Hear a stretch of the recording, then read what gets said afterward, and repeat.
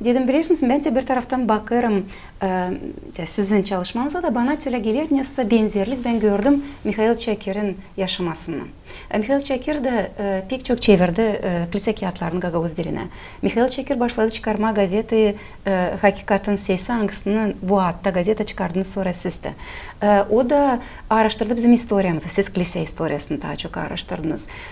O da bana öyle bir benzerlik gördü. Siz onun yaşamasını da araştırdınız.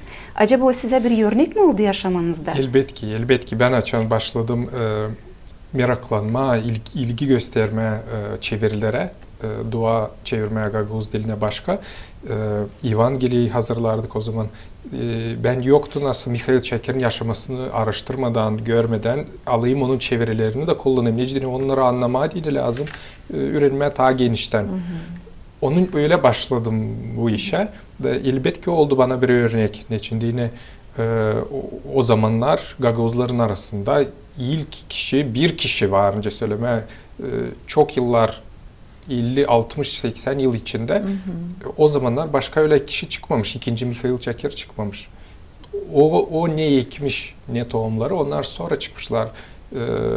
Dionys Tanasoğlu, onun yanındaki insanlar, Nikolay Baboğlu, Karaçoban, onlar büyümüşler tarlada neyi hazırlamış Mikhail Çekir. Ne güzel fikir.